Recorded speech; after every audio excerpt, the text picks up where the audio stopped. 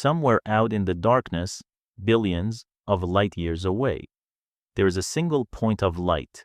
It looks like a star, a faint, ordinary star, but it isn't. That one point of light is brighter than 4 trillion suns. It outshines every star in an entire galaxy combined. And the light hitting your eyes right now left it long before the Earth even existed. This is a quasar. And for a while, it broke everything we thought we knew about the universe. To understand what a quasar is, you first have to forget the idea of a star. A star is simple, a ball of gas burning its own fuel, glowing from the inside. A quasar is something else entirely. A quasar is the core of a distant galaxy, lit up by the most violent process in the known universe. At the center sits a supermassive black hole, not the size of a star, the mass of millions, sometimes billions, of suns. And that black hole is feeding gas, dust, entire stars. All of it spirals inward, faster and faster, packed into a searing disk of matter. As it falls, it heats up, not to thousands of degrees, to millions, and it begins to glow with a brightness you can see clear across the universe. That glow is the quasar. The name itself is a leftover from confusion. Quasar, short for quasi-stellar radio source, which is just a scientific way of saying that thing that looks like a star but makes no sense. The story begins in the 1950s with a brand new kind of astronomy. For thousands of years, we studied the sky with light our eyes could see. Now, for the first time, scientists were listening to it in radio waves, and the sky was full of noise. Astronomers began mapping these radio sources one by one. A few of them were deeply estranged. When they pointed optical telescopes at the exact spot, they didn't find a galaxy. They didn't find a cloud of gas. They found what looked like a single faint blue star. But the light from that star made no sense. Every star we know is written in the same language, a spectrum, a barcode of lines that tells us what it's made of. These objects had a barcode no one could read. The lines were in all the wrong places. Nothing matched. Then, in 1963, an astronomer named Martin Schmidt sat down with the spectrum of an object called 3C273. And he noticed something. The lines weren't alien. They were ordinary hydrogen, the most common element in the universe. But they'd been dragged far toward the red end of the spectrum, red-shifted. And a redshift that large means only one thing. The object is racing away from us, in this case at nearly 16% of the speed of light. And if it's moving that fast, the expanding universe tells us it must be billions of light years away. That was the moment everything changed, because if this faint little dot was that far away, and we could still see it, then the light it was giving off was almost beyond belief. Here's the problem that kept astronomers up at night. At that distance, most galaxies are so faint, you need a powerful telescope just to catch a glimpse of them. But 3C273, you could almost see it through a backyard telescope. Do the math, and the answer is staggering. This single object was pouring out more energy than 100 normal galaxies. It outshone the Milky Way with its hundreds of billions of stars, like a lighthouse next to a candle. And that was only the first impossible thing, because astronomers watched these objects over time, and they flickered. Their brightness changed over weeks, sometimes over days. That sounds harmless, but it hides something profound. An object cannot change its brightness faster than light can travel across it. So if a quasar dims in a matter of days, then the region producing all that light can only be a few light days across. Let that sink in. The Milky Way is 100,000 light years wide, but a quasar, brighter than 100 galaxies, was coming from a space smaller than our own solar system. The entire output of trillions of suns squeezed into a single point. Nothing we knew could do that, not fusion, not colliding stars, nothing. It was as if the universe was breaking its own rules. So what could possibly produce that much light from that small A space? The answer turned out to be the one force powerful enough to bend the rules without breaking them. Gravity, taken to its absolute extreme. Remember that supermassive black hole at the center. On its own, a black hole gives off no light at all. It's the darkest thing in existence. But a feeding black hole is different. As matter spirals in, it doesn't fall quietly. It forms that superheated disk, swirling at a huge fraction of the speed of light. Friction and gravity tear at it, heating it until it blazes. And here is the secret.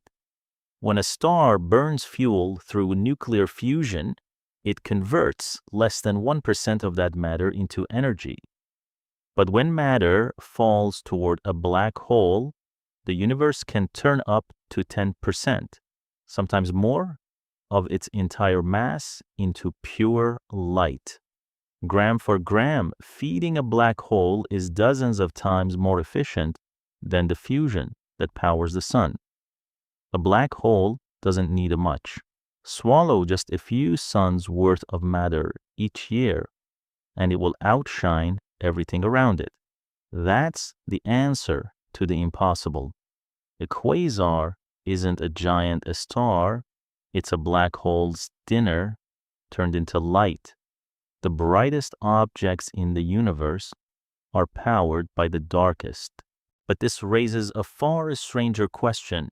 If quasars are so bright, and there were so many of them long ago, then why don't we see them nearby? Why do they seem to live only in the distant past? And if every quasar is powered by a monster black hole, where did those monsters come from? So soon after the universe began?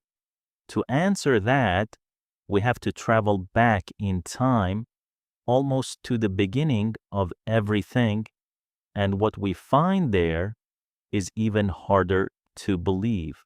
In the last chapter, we found something impossible, an object smaller than our solar system, outshining 100 galaxies. And we found the culprit, a supermassive black hole feeding. But feeding is a strange word for a black hole. It doesn't chew. It doesn't burn. So how does the darkest object in the universe create the brightest light in it? To understand that, we have to go inside the machine. Start with the monster itself. At the heart of a quasar sits a supermassive black hole, millions, sometimes billions of times the mass of our sun. A region where gravity has become so intense that not even light can escape. Left alone, a black hole is invisible, silent. It gives off nothing, but black holes are rarely left alone. The galaxy is full of gas, dust, and stars, and anything that drifts too close feels that immense pull. It starts to fall, but here's the key. It almost never falls straight in. Just like water circling a drain, matter approaching a black hole begins to spiral, round and round, faster and faster, pulled into orbit before it's pulled to its death. And as more and more material piles up, it forms a structure, a vast, flattened, spinning disk of doomed matter. This disk is where the light is born.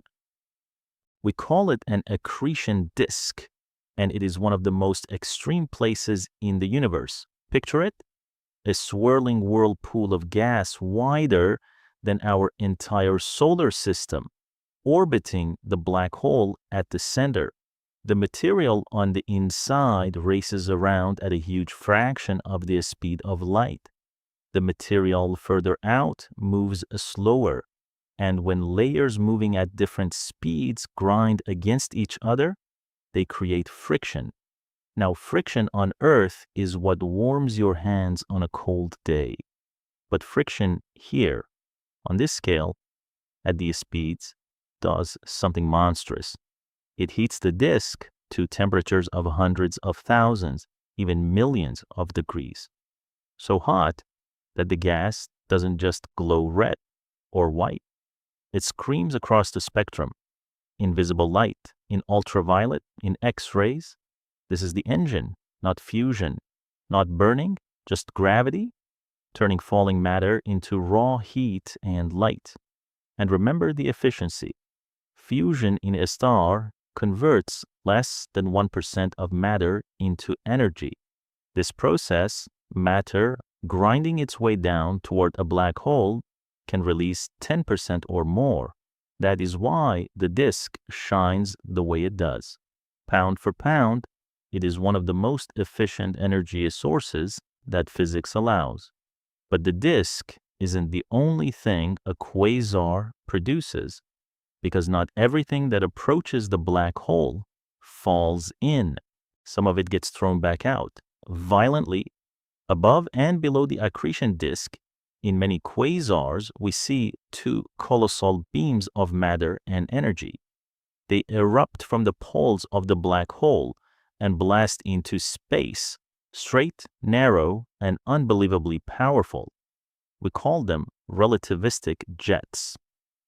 Relativistic because the material inside them moves at nearly the speed of light. And these are not small. A jet from a single quasar can stretch for hundreds of thousands, even millions of light years, far beyond the edges of the host galaxy itself. Some of the largest structures ever produced by a single object in the entire universe.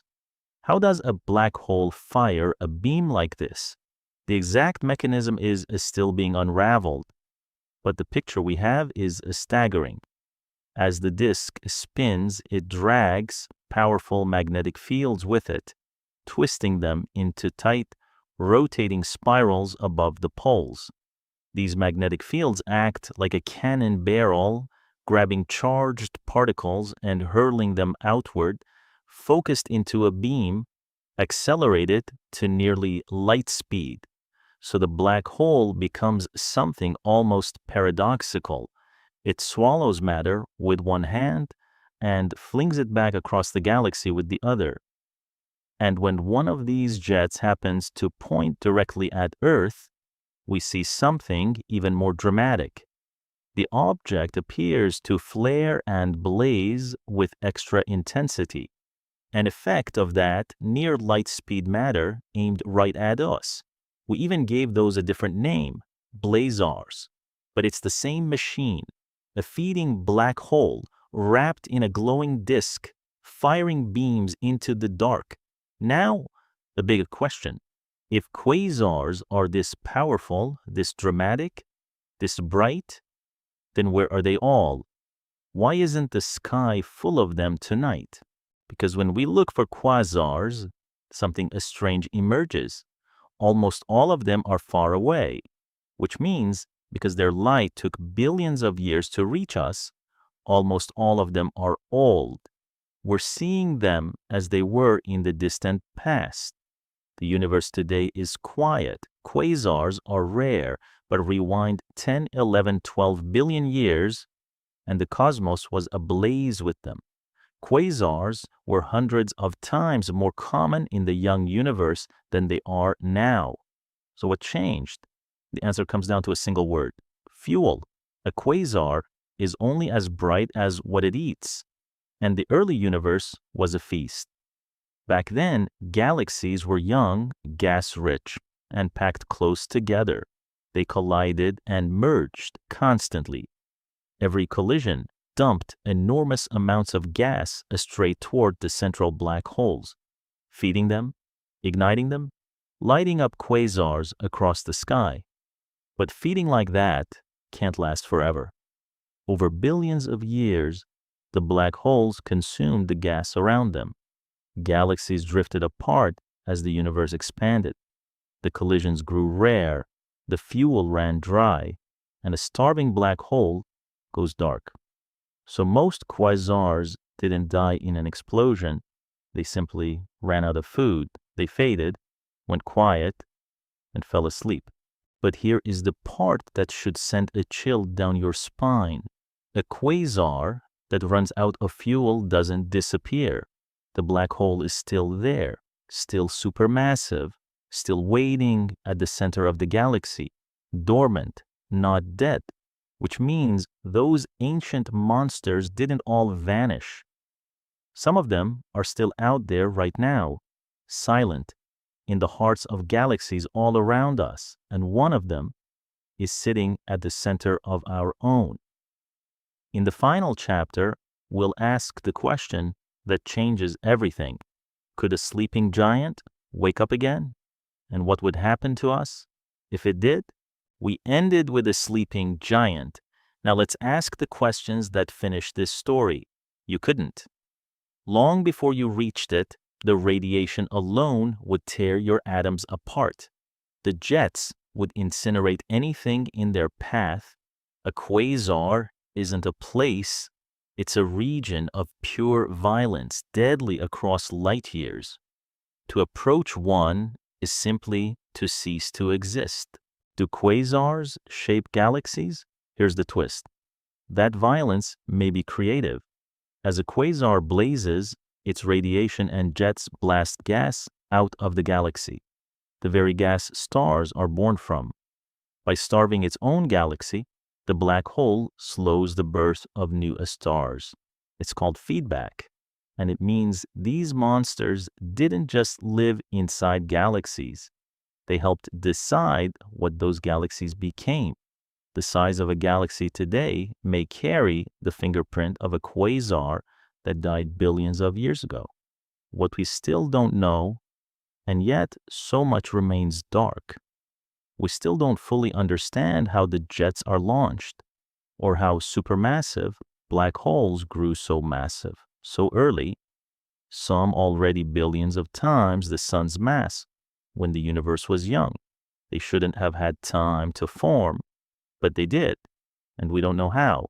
The giants, the most powerful quasars, stretch the mind. One, called J0529, shines with the light of hundreds of trillions of suns, devouring nearly a sun's worth of matter every single day. The brightest single object we have ever found, a furnace at the edge of what physics allows. Closing. But maybe the most beautiful thing about a quasar is what it gives us, because their light travels for billions of years. To see one is to look into the deep past, to witness the universe as it was in its violent youth. Every quasar is a time machine, a window into an age we could never otherwise reach.